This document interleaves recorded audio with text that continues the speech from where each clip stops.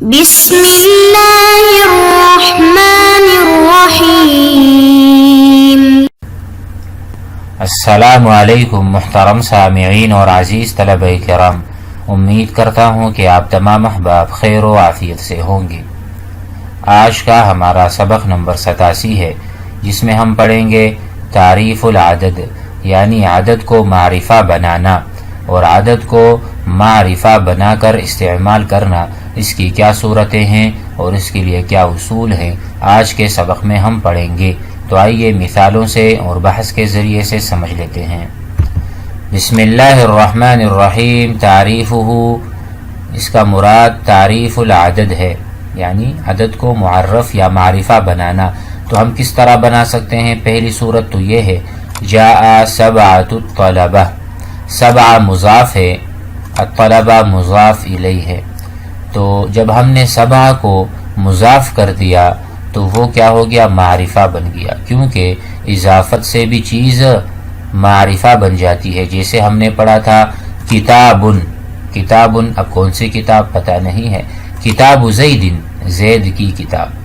جب ہم کسی بھی نکرہ اسم کو معرفہ کی طرف اس کی اضافت کرتے ہیں تو وہ بھی معرفہ بن جاتا۔ اسی طرح ہم نے کہا تعریف العدد، عدد کو معرفہ بنا کر پیش کرنا یا استعمال کرنا۔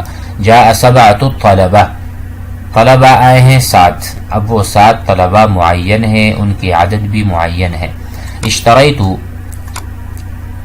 300 البرتقالہ، 300، ٹھیک ہے، یعنی یہاں پر آپ دیکھیں 300 البرتقالہ یعنی کینو، یا آپ مالٹا بول سکتے ہیں۔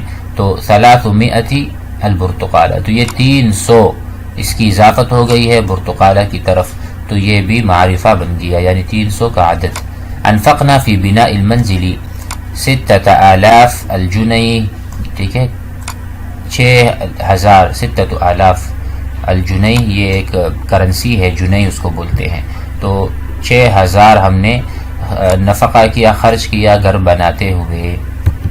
دوسری صورت یہ ہے، قضینا الستة، دیکھو الستہ، اس پر الف لام داخل ہو گیا، ورنہ ہم پہلے کہتے تھے قضینا 16، ٹھیک ہے، ستہ بدون الالف واللام، ابھی الف لام کا دخول یعنی اس کو ہم داخل کر رہے ہیں، تو اسی طرح عدد بھی معرفہ بن جاتا ہے۔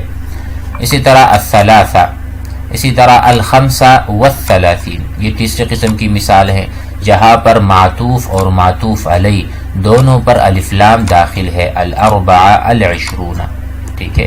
یہ 3 قسم کی مثالیں ہیں اور 3 قسم کے اصول ہم نے سیکھنے ہیں۔ ایک تو ہم اضافت کرتے ہوئے عدد کو معرفہ بنا دیں گے، ایک اس پر الف لام داخل کر دیں گے، ٹھیک ہے، لیکن اس میں معطوف علیہ نہیں ہے۔ تیسری قسم کی مثال میں آپ کو معطوف علیہ دونوں پر الف لام نظر آ رہا ہے۔ بحث کو دیکھیں، اذا تأملت امثلۃ الطائفۃ الاولی، پہلی قسم کی مثالوں پر جب آپ غور کریں گے، وجدت، آپ پائیں گے، بکل منہا عددا مضافا، کہ وہاں پر ایک عدد مضاف ہے، دالا علی معین، جو کسی معین چیز پر دلالت کر رہا ہے۔ ولو امعنت النظر، جب آپ امعان کے ساتھ اور توجہ کے ساتھ گہرائی میں جائیں گے، لوجدت، آپ پائیں گے، ان ھذا التعیین ما جاء الا من ادخال ال، یہ تعیین کیسے ظاہر ہوا، نمودار ہوا، من ادخال ال، یہ الف لام کے دخول کی وجہ سے، علی المضاف الیہ، اگر مضاف الیہ پر بھی الف لام نہ ہوتا تو پھر تو تعیین نہیں ہو سکتی تھی۔ بدلیل انک لو جردتہ، اگر آپ الف لام کو ہٹا دیتے ہیں مضاف الیہ سے، لصار العدد دالا علی غیر معین، تو عدد بھی ویسے کا ویسا نکرہ رہ جاتا، یعنی غیر معین چیز پر دلالت کرتا۔ وبذالک تعلم، اس سے آپ جانتے ہیں، ان تعریف العددی، کہ عدد کو جب ہم معرف بناتے ہیں معرفہ المضاف، انما یکون بادخال ال علی المضاف الیہ، کہ جب ہم الف لام کو مضاف الیہ پر داخل کرتے ہیں۔ والطائفۃ الثانیہ، دوسری قسم کی مثالیں آپ نے ملاحظہ کی، بہا عددان مرکبان، وہاں 2 عدد ہیں جو کہ مرکب ہیں، دلالت کر رہے ہیں معین چیز پر۔ فقد جاء ذلك من ادخال ال، وہ بھی الف لام کے دخول کی وجہ سے، علی صدر کل عدد، کے عدد کے پہلے والے جز پر، 16 جو ہم نے پڑھا تھا۔ ومثل ذلك يعمل بكل عدد مرکب یرا تعریفہ، کسی بھی عدد مرکب کی اگر آپ تعریف چاہتے ہیں، اس کو آپ معرفہ بنانا چاہتے ہیں، تو پہلے جز پر الف لام داخل کر دیں۔